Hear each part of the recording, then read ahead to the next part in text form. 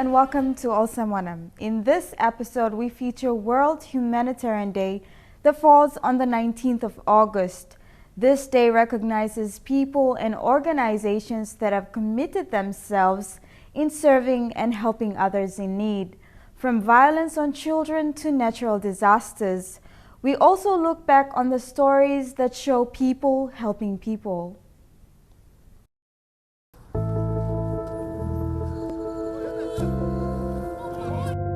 Human beings have basic needs like shelter, food, water, and of course some love and attention. But not all people have access to this.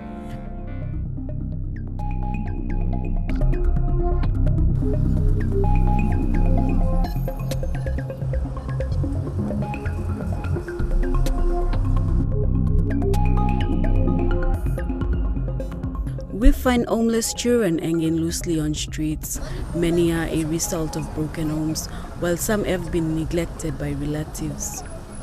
These children are left to fend for themselves on the streets by selling anything from cigarettes to even sex, according to a report by UNICEF. Just by looking at these street children, one can tell that they certainly have learned some skills to take care of themselves.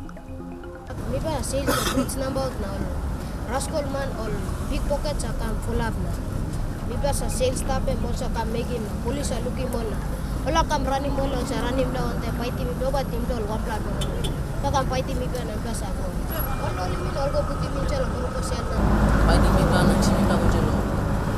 police station. There is also the growing number of homeless as well as mentally ill people who have been left to fend for themselves. And there are others who continue to have a low status in society and are vulnerable to abuse and neglect, such as people with disabilities. People who are educated, they don't even respect the rights of persons with disability, and even they are not aware of their basic human rights. Even, I don't know, maybe if they are aware or they don't know or they don't understand their human rights, that I'm not sure, but I think it's the ignorance. And I would also say one of the mottos that I use is like, your ignorance is my disability. This plan 19 pla all resource centers or special school mi blagat. Mi pla look lo educate him all get all piginini. All piginini got different disabilities or some all yaw pass or high pass or got physical disability or got lekano good. Or sampla ikat polio boy look man dongan liglig na pla disla mainly all mipla call mipla yetem all service providers we would say ikat all narapla all DPOs we all disabled yet go pass long, but for us it's mainly all teachers we only staff all special teachers we government or only training more training lo work one time all man mary got disability. Papua New Guineans are no different to many other people in the world. We often face issues that can be minimized, while some are beyond our control. But there are people who volunteer their time and money to reach out and help serve others in need. UNICEF is one organization that has been strongly addressing violence on children through short films.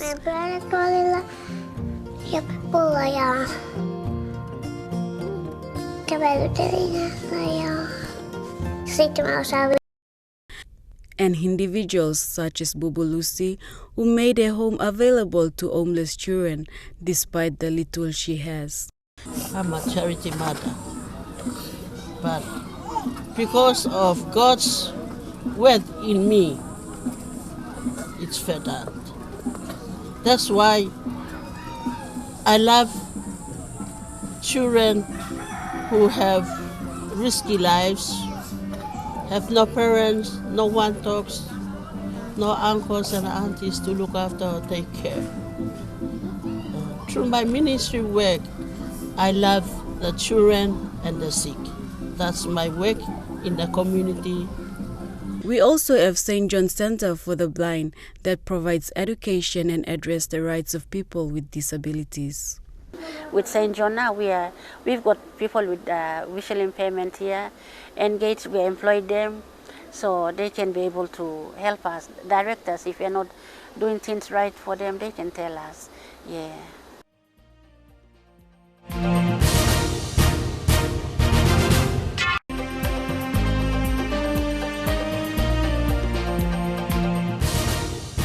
Welcome back to Olsem Wanem. World Humanitarian Day falls on the 19th of August. This day highlights the work of people and organizations that commit themselves to helping others. Our ever-growing towns and cities are now flooded with people and motor vehicles, and car accidents are prone to happen.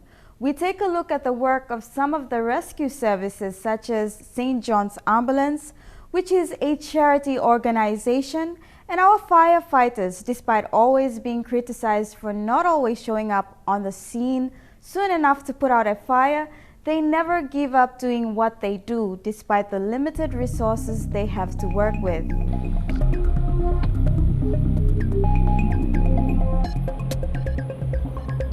Papua New Guinea is having an ever increase in population as well as urbanization.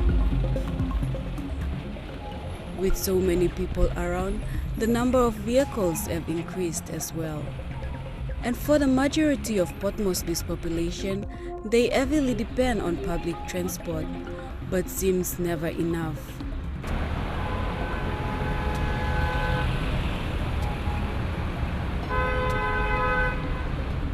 The peak hours in the morning and in the afternoon sees people flooding in and rushing to make their way home. And of course, not all drivers are cautious of safety.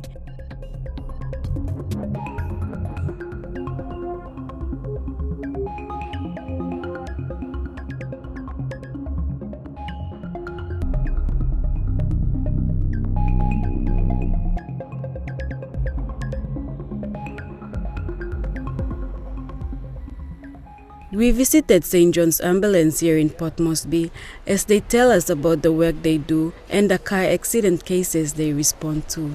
For the first 6 months of this year, we have actually attended about 58 motor vehicle accident cases. This is about 2% of all the cases that we have responded to in the first 6 months of 2014.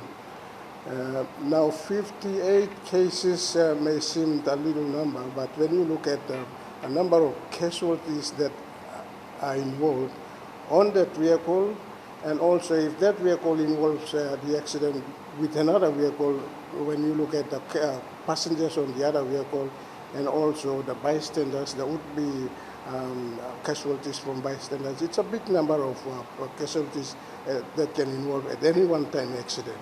So it's a serious problem for our city now. The PNG Fire Service is another organization that assists people in fire situations as well as car accidents.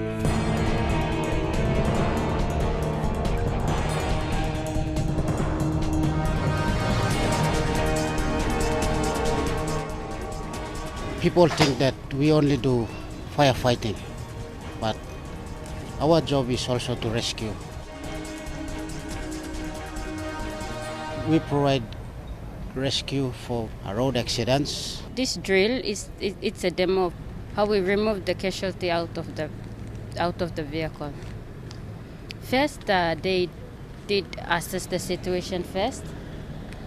They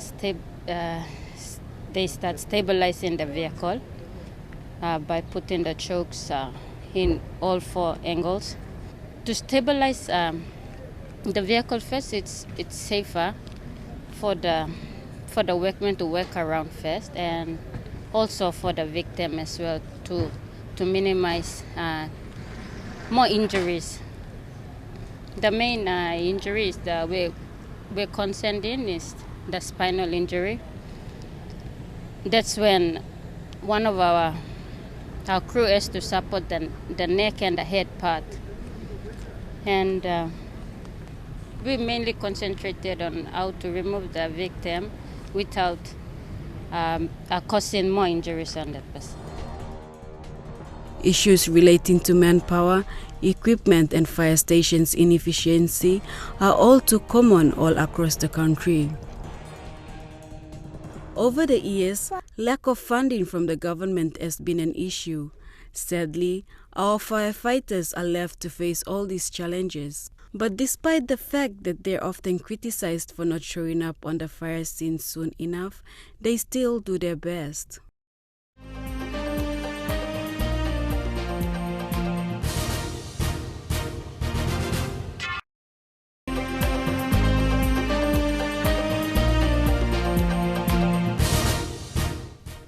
World Humanitarian Day commemorates those who are involved in responding to natural disasters, as well as organizations who are working in underprivileged communities.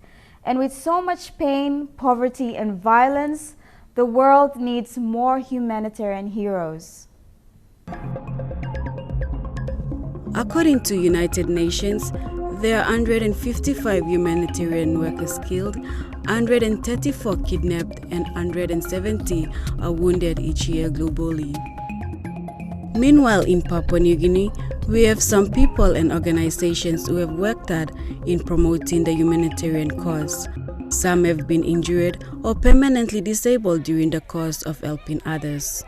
I think the country needs more awareness from disaster, because I think a lot of people don't see disaster. In Papua New Guinea, 70% of children suffer from violence and abuse. One of the organizations in Papua New Guinea that is working closely in addressing children's rights is UNICEF, and there are many other organizations, churches, and schools who help the less fortunate children. We see that violence inflicted on children can be addressed, but violence can be in the form of violent discipline. It can be in the form of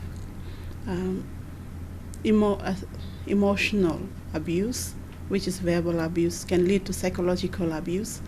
And it happens in home, school, or even in the community. So violence can happen anywhere to all children. Many a times, children who grow up in fortunate families and are blessed with all the love tend to take for granted the blessings around them. Students from the St. Joseph's International College had the privilege of visiting some of the less fortunate children in Port Moresby.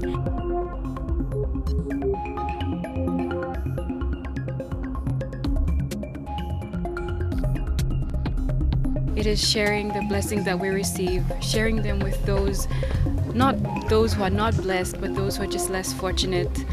We're not only giving to them, but they're like giving to us. We're learning something every day when we come here. It's something. We take a lot of things for granted, and coming here, we get to learn things too, and we get to appreciate what we have. Children in Papua New Guinea remain some of the most vulnerable children in the world. Another organization that serves without expecting anything in return is the St. John School of Blind. Although the visual impaired do not see, they know that there are people who care for them when they meet people like Ruth. Ruth Senkol, director for St. John Blind School, has been serving children with disability for over 30 years. This is what selfless love is, serving without being seen. I joined the organization in 1984. And when I joined with my colleague then at that time, Konyot Apa, blind children were already in the mainstream schools. Humanitarian Day was established by the United Nations in 2008 to honor the aid workers who risk their lives to help others during times of disasters. The day was designated to coincide with the anniversary of the 2003 bombing of the United Nations at Qatar in Baghdad, Iraq. Well, I think everybody in Papua New Guinea, all citizens know that worldwide there are huge issues going on. If we think about Gaza, if we think about what's going on in Iraq at the moment, or in other parts of the world. But also in Papua New Guinea, we have had in the last few years many humanitarian emergencies. We've had cyclones that have affected Papua New Guinea. Earlier this year, we had in Alatau and Milne Bay a huge cyclone which was affecting that part of the country. And right now, as we speak, there are people who have been affected by a volcano in Bougainville, Vagana, where many people have had to move, leave their lives and be evacuated, and who are being provided with support.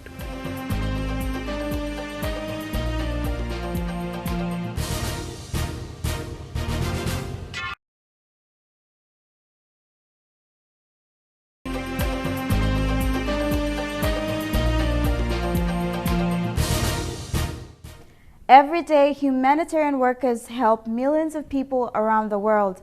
Before we go, we also take a look at the United Nations and what the term World Humanitarian Day means.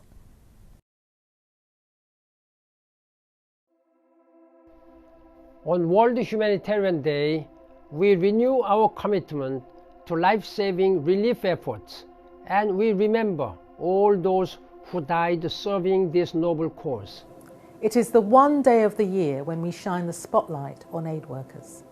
It's a day when we remember the friends and colleagues that we have lost and honour those who continue their life-saving work despite the risks they face. Last year, more humanitarian workers were kidnapped, seriously injured or killed than ever before. More than a third were victims of targeted attacks or crossfire while delivering assistance. In recent weeks, dozens of humanitarians, including members of the UN family, have lost their lives in South Sudan and Gaza. Let us honor the fallen by protecting those who carry on their work and supporting humanitarian relief operations worldwide. More people than ever need our help and your help. UNICEF works to promote the prevention of HIV transmission from parent to child and quality services to children born to HIV-infected mothers. We ensure the government procures quality medication in a timely manner for the treatment of HIV and AIDS.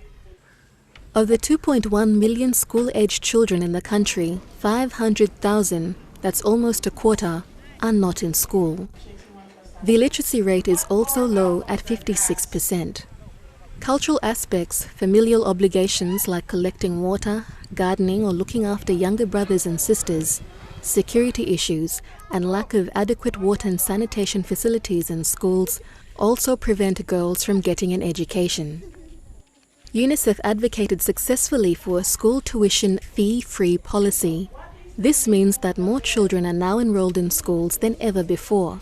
But with limited classrooms and teachers, the quality of education remains a challenge. Addressing violence against children in Papua New Guinea is one of UNICEF's priorities. UNICEF helps to establish effective child protection systems and develop relevant policies and laws to empower government and other partners to improve access to preventative and responsive services. UNICEF also works to improve justice for child survivors, child witnesses, and child suspects.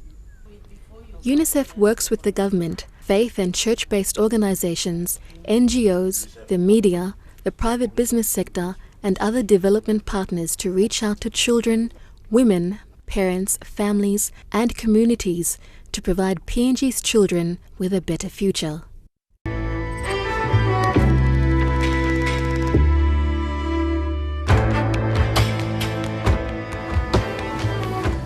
We can reach really places with this helicopter and give support to staff, also to get very urgent cargo when it comes to food assistance.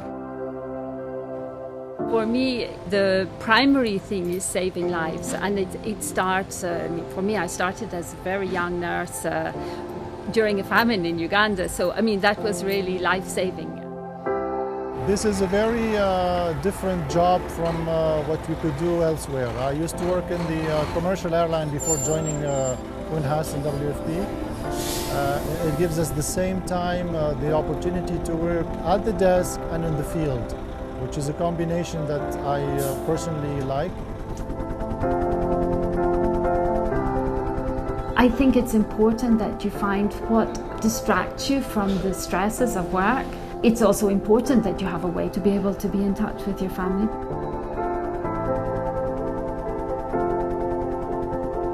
Of course, we all feel homesick. We are away from our families, but this is the humanitarian world, and we have to accept how it is.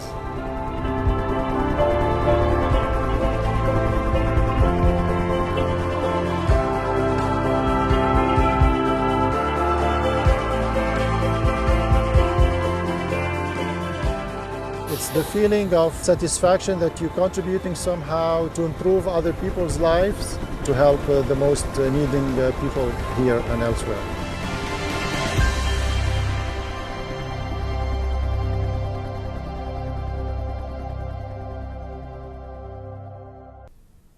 And that's all we have time for on this episode. Next week, we take a look at increasing sexual violence cases in Port Moresby. We will also be looking at responsible alcohol consumption. So if you would like to have your say, please contact us via the address on your screen or visit us on our Facebook page. For now, enjoy the rest of your viewing.